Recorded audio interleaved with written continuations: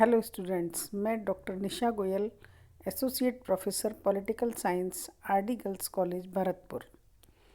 हम पढ़ रहे थे बीए पार्ट फर्स्ट के पेपर फर्स्ट राजनीति विज्ञान के मूल आधार के अंतर्गत राजनीति विज्ञान का परंपरागत दृष्टिकोण से क्षेत्र। एक विषय के क्षेत्र से हमारा आशय यह होता है कि उस विषय के अंतर्गत किन किन बातों का अध्ययन किया जाता है, अर्थात उसकी विषय वस्तु क्या है। परंपरागत राजनीति विज्ञान की परिभाषा की तरह इस विषय के क्षेत्र के संबंध में भी विचारकों में कई प्रकार के मत हैं। गार्नर के अनुसार राजनीति विज्ञान के क्षेत्र में 3 बातें आती हैं। पहली, राज्य की प्रकृति तथा उत्पत्ति की खोज। दूसरी, राजनीतिक संस्थाओं के स्वरूप, उनके इतिहास तथा विभिन्न रूपों की गवेषणा। एवं नंबर 3, उक्त खोज व गवेषणा के आधार पर राजनीतिक विकास के नियमों का यथासंभव अनुमान। गेटल लिखते हैं, राज्य की उत्पत्ति और राजनीतिक संस्थाओं व सिद्धांतों का विकास, विद्यमान राजनीतिक संस्थाओं और सिद्धांतों का अध्ययन एवं राज्य का भावी अर्थात आदर्श स्वरूप निश्चित करना। इसी प्रकार से प्रोफेसर विलोबी ने लिखा है, राजनीति विज्ञान जिन जिन महान विषयों की व्याख्या करता है वे हैं राज्य, सरकार और कानून।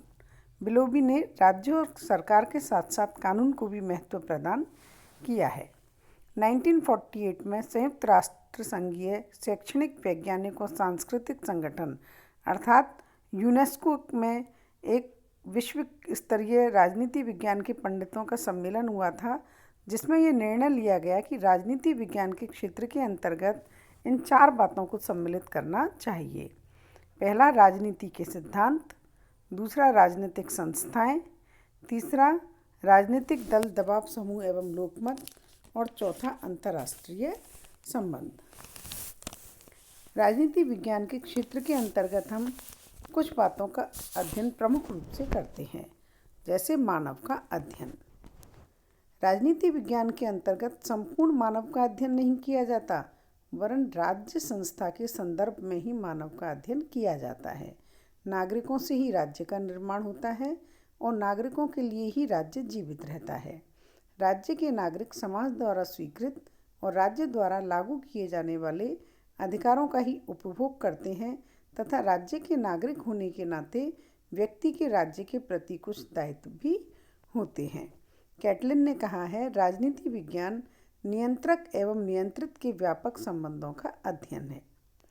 दूसरा, राज्य का अध्ययन। व्यक्ति के व्यक्तित्व के सर्वोत्तम विकास और समाज के सामान्य उद्देश्यों की पूर्ति हेतु राज्य सर्वोच्च इकाई है। अरस्तु ने सही कहा है, राज्य की उत्पत्ति जीवन के लिए हुई और सज्जीवन के लिए इसका अस्तित्व बना हुआ है। राजनीति विज्ञान राज्य कैसा है की ऐतिहासिक खोज करता है, राज्य कैसा है का विश्लेषणात्मक अध्ययन करता है और राज्य कैसा होना चाहिए की राजनीतिक व नैतिक परिकल्पना करता है। राज्य का अध्ययन के अंतर्गत हम राज्य के अतीत का अध्ययन भी करते हैं, वर्तमान का अध्ययन भी करते हैं और भविष्य का अध्ययन भी करते हैं। राज्य के वर्तमान स्वरूप का ज्ञान उसके भूतकाल के अध्ययन के आधार पर ही किया जा सकता है।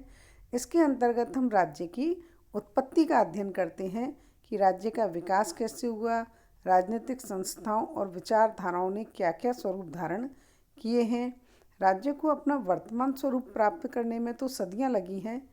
प्रारंभ में राज्य परिवारों का समूह मात्र था, जो आगे चलकर कुलों और जनपदों में विकसित हुए। राज्य के इस बदलते हुए स्वरूप के साथ ही मनुष्य के राज्य विषयक विचारों में भी परिवर्तन आया।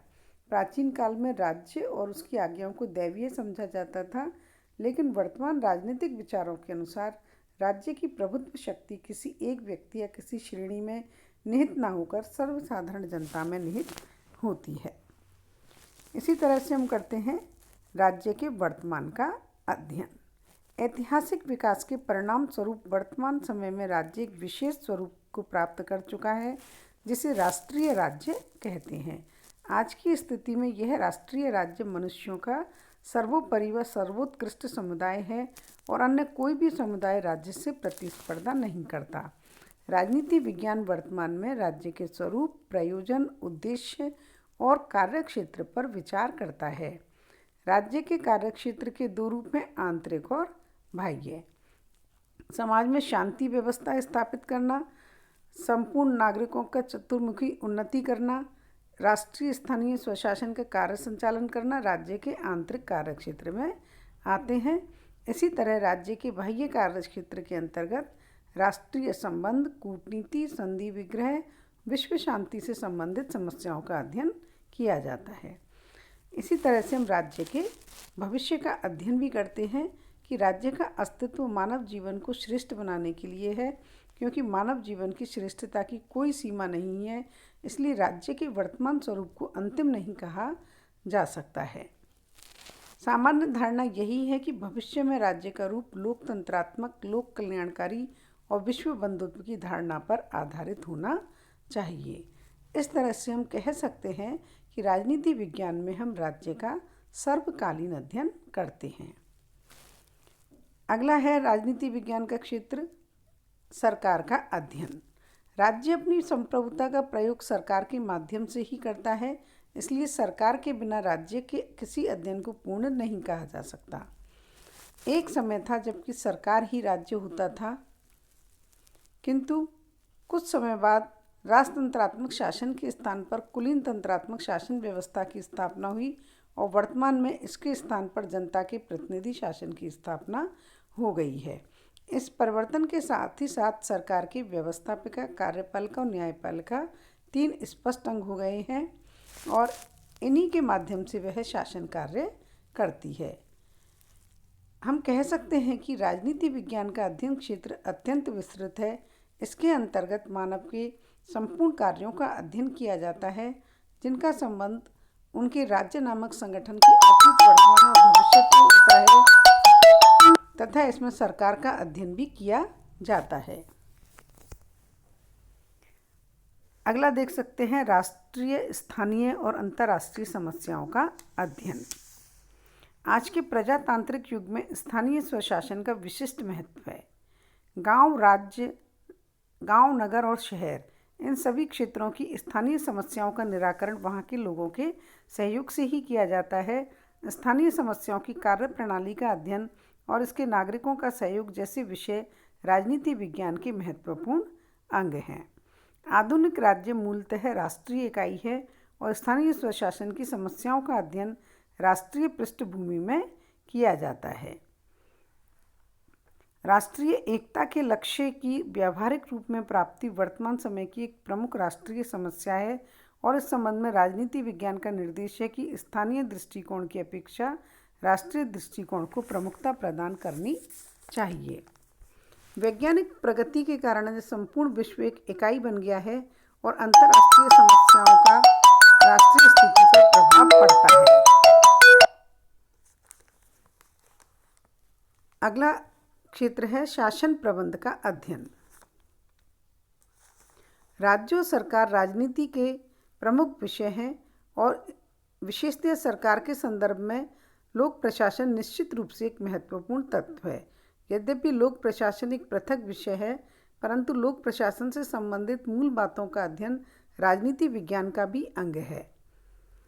एक कह सकते हैं अन्य समाज विज्ञानों का प्रासंगिक अध्ययन। वर्तमान समय में इस तथ्य को स्वीकार कर लिया गया है कि मानव की राजनीतिक विचारों को अन्य सामाजिक, आर्थिक, भौगोलिक, मनोवैज्ञानिक आदि तत्वों के द्वारा प्रभावित किया जाता है और राजनीति विज्ञान अन्य समाज विज्ञानों से परे हटकर अपनी समस्याओं का अध्ययन नहीं कर सकता। अगला क्षेत्र देख सकते हैं हम राजनीतिक दलों तथा अन्य दबाव गुटों का अध्ययन। आज राजनीति विज्ञान राजनीति के सतही अध्ययन से बढ़कर राजनीतिक जीवन की वास्तविकताओं का अध्ययन करने में संलग्न है और अध्ययन के इस क्रम में राजनीतिक दल व दबाव गुट सबसे अधिक प्रमुख रूप में आते हैं। वस्तुतः यही तो वो संस्थाएं हैं जिनके द्वारा समस्त राजनीतिक जीवन को परिचालित किया जाता है। वर्तमान समय में तो संविधान और शासन के औपचारिक संगठन की अपेक्षा भी राजनीतिक दल और दबाव गुट के अध्ययन को अधिक महत्व दिया जाने लगा है। इसी तरह से परंपरागत राजनीति विज्ञान के क्षेत्र में हम राजनीतिक विचारों का इतिहास और आधुनिक राजनीतिक विचारधाराओं का अध्ययन करते हैं। अंतर्राष्ट्रीय विधि, संबंधों और संगठनों का अध्ययन करते हैं। इस प्रकार हम कह सकते हैं कि राजनीति विज्ञान का क्षेत्र अत्यंत विस्तृत है और इसके अंतर्गत राज्य की उत्पत्ति के सिद्धांत, संप्रभुता, कानून, स्वतंत्रता, अधिकार, शासन के प्रकार और अंग, प्रतिनिधित्व, राज्य के कार्यों, राजनीतिक दलों, दबाव समूह, जनमत, व्यक्तिवाद, समाजवाद, साम्यवाद आदि राजनीतिक विचारधाराओं तथा राष्ट्रीय विधि, संबंधों और संगठन का अध्ययन किया जाता है। ये था परंपरागत दृष्टिकोण से राजनीति विज्ञान का अध्ययन क्षेत्र। अगले लेक्चर में हम देखेंगे परंपरागत राजनीति विज्ञान के अनुसार राजनीति विज्ञान का स्वरूप या उसकी प्रगति।